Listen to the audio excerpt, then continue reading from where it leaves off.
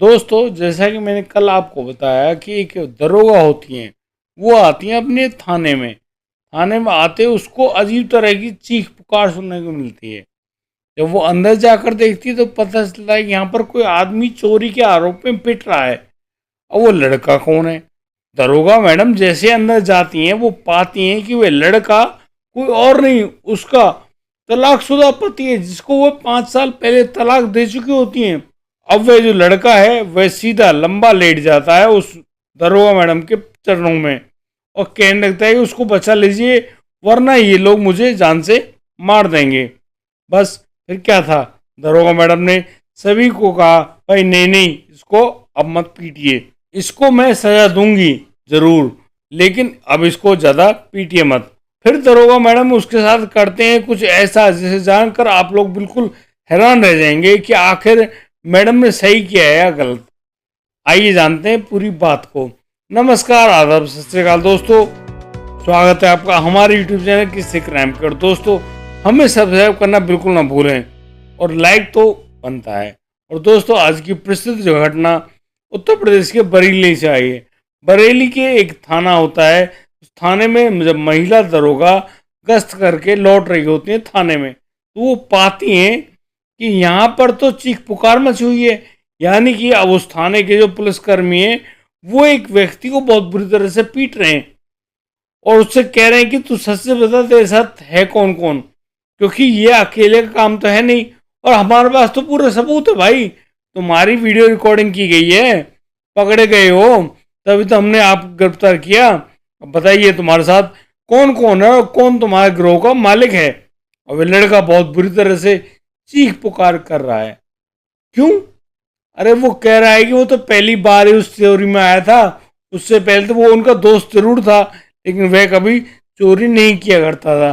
पहली बार जब उसको पैसों की बहुत ज़्यादा ज़रूरत पड़ी तब वह उनके साथ आया, और आया तो क्या, चोरी करने लग गया। उस लड़के ने जिस सरकारी दफ्तर में चोरी करी वहां पर एक सीसीटीवी कैमरा लगा हुआ था।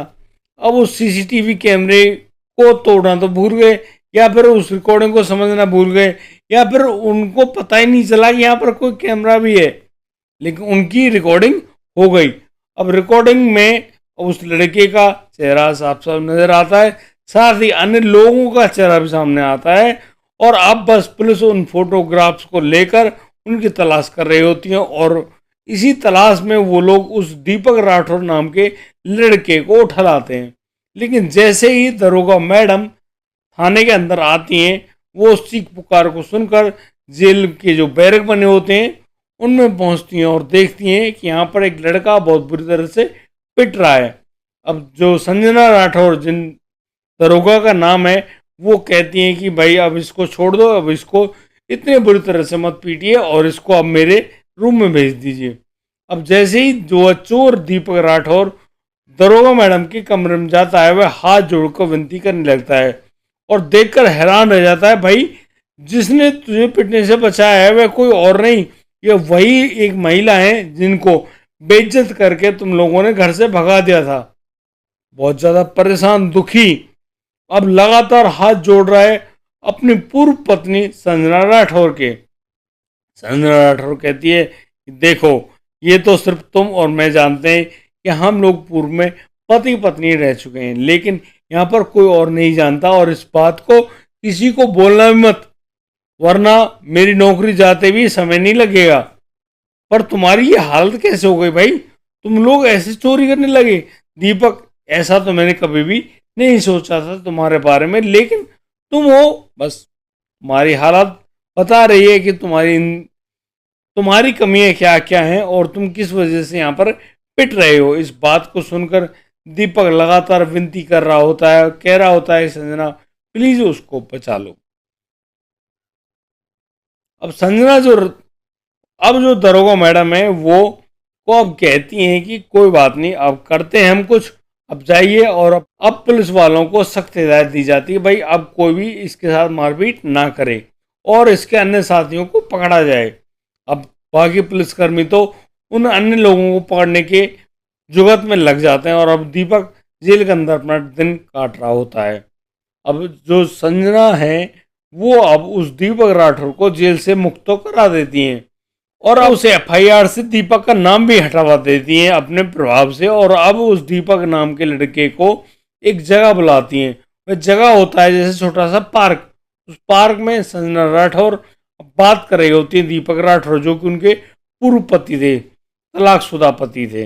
अब दीपक राठौर बता रहा होता है कि मैंने बहुत बड़ी गलती करी और बस क्या क्या बताएं, उनकी कहानी बड़ी रोमांचक है। जैसा कि मैं आपको बता दूं कि दीपक किसी अन्य लड़की से मोहब्बत कर बैठा था और जब संजना से उसकी शादी हुई तो वह उस लड़की को ही चाहता था, यानी कि वह ज़्यादा संजना राठौर से न प्यार मोहब्बत कुछ भी नहीं करता। बस इसी बात से उसकी जो माँ थी दीपक की, वह भी परेशान होती थी और वह इस बात के लिए संजना को दोषी समझती थी कि उसकी जो बहू है वह संजना अपने पति को खुश नहीं रख पाती है। और बस इसी कारण से वो संजना राठौर के साथ साजिश रचती हैं और उसी साजिश के दौरान संजना को उस घर से बाहर निकाल फेंकती हैं। लेकिन यहाँ होना ही कुछ और था। संजना राठौर एक ऐसे अच्छे ईमानदार घर की बेटी जो अपने घर तो चली जाती है और बस अपनी पुलिस की तैयारियों में जुट जाती, क्योंकि उसको एक बड़ा अफसर बनना था। लेकिन यहाँ पर जो दीपक होता है, दीपक ने जिस लड़की के चक्कर में संजना राठौर को छोड़ दिया था, अब वह लड़की ही दीपक को धोखा देकर किसी और के साथ भाग गई। अलग ही पति ढूंढ लिया भाई, क्योंकि आप जैसा करते हो वैसा तो आपको भुगतना पड़ेगा। अब दीपक तो रह गया बस ऐसा अकेला। अब उसको ऐसे यार दोस्त मिलते हैं, बस अरे भाई कुछ खाना पीना वगैरह वगैरह उनका चल रहा होता है। अब घर की जितनी संपत्ति होती है उसको सब बेच खाते हैं। दीपक की माँ की भी मौत हो जाती है, वो भी चल बसती हैं। अब दीपक क्या करे अकेला, बस अब वही दोस्त उसके साथ ही रह गए थे। अब उन दोस्तों के साथ दीपक लगातार बना रहता। अब वो लोग शराब भी पीते और छोटी मोटी चोरियां तो अक्सर किया करते। इसी प्रकार से दीपक का दिन गुजर रहा था। अब यहाँ पर एक जो उनका जो गिरोह का सरदार है, यानी कि जो मुखिया है, वो कह रहा होता है कि भाई वह जो सरकारी ऑफिस है उसमें काफ़ी माल रखा है। मैंने कल ही मेरे पास खबर आई है कि वहाँ पर तो काफ़ी ज़्यादा पैसा रखा है उस अलमारी में। आइए चलो चलते हैं, आज चोरी वहाँ उस अफसर में आज उस ऑफिस में की जाएगी। और सभी लोग अब उस ऑफिस में चले जाते हैं और रात के करीब 12-1 बजे के लगभग उस ऑफिस में चोरी कर लेते हैं। अब चोरी करते समय उनको ध्यान नहीं रहता है कि जिस ऑफिस में वो लोग चोरी कर रहे हैं उस ऑफिस में तो ऑलरेडी सीसीटीवी कैमरे लगे हुए हैं, वो रात को भी रिकॉर्डिंग करते हैं। अभी वो इस बात को तो भूल गए, अब चोरी करके भाग तो जाते हैं, लेकिन उस कैमरे में उन सभी की रिकॉर्डिंग दर्ज हो जाती है। अब बस पुलिस वालों को सबूत चाहिए। पुलिस वाले अब इस प्रकार से सभी लोगों की जो फिल्म होती है, फोटोज होते हैं, उनको लेकर अपने पास उनको ढूंढते हुए घूम रही होती है और अब उन लोगों को ढूंढ भी निकालती है। उनमें से दीपक राठौर एकमात्र उनकी पकड़ में आते हैं। उसकी जब पिटाई होती है तो वह भी अन्य लोगों के नाम बता देता है और फिर सभी लोग वहाँ पर गिरफ्तार किए जाते हैं। लेकिन दरोगा मैडम की कहने पर अब उस दीपक राठौर को छोड़ दिया जाता है, यानी कि उस एफआईआर से उसका नाम काट दिया जाता है। और अब जब वो पार्क में मिल रहे हैं तो अब उनकी मुलाकात कुछ ऐसी होती है जिसे देखकर दोनों की आंखों में आंसू हैं।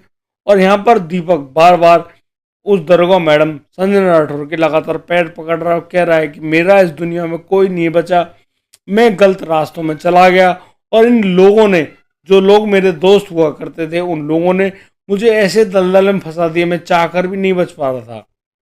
अब इसी वजह से संजना राठौर को उस पर दया आ जाती है।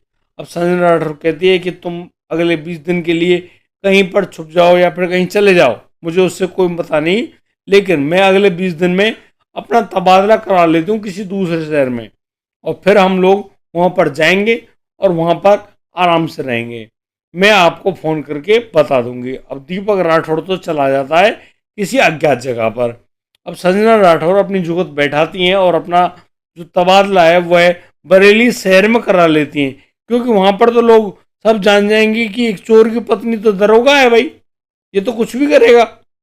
अब बस इसी डर से जो संजना राठौर है वो वहाँ से निकल जाती हैं। संजना राठौर का जैसे बरेली शहर में तबादला होता है, बस वो वहाँ पर उस दीपक राठौर नाम के अपने पूर्व पति, जिनसे उनका 5 साल पहले तलाक हो गया था, उनको वापस बुला लेते हैं और फिर अब वो लोग दोबारा से मंदिर में जाकर शादी करते हैं।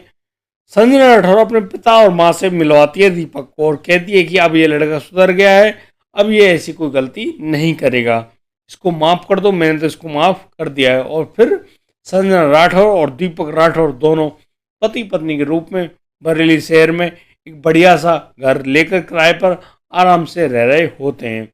और दोस्तों, कैसी लगी आपको संजना की दरियादिली? किस प्रकार से संजना ने उस दीपक को अपना दोबारा से पति चुन लिया और उस पर दया कर दी? आप लोग संजना राठौर द्वारा उठाए गए इस कदम को क्या ठहराते हो? क्या उन्होंने सही किया या गलत?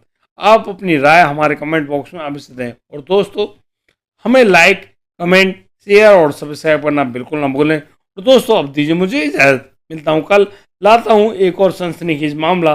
तब तक के लिए आप बढ़िया रहें, बेहतरीन रहें। और दोस्तों, अपना और अपने परिवार का बखूबी ख्याल रखते रहें। जय हिंद, जय भारत।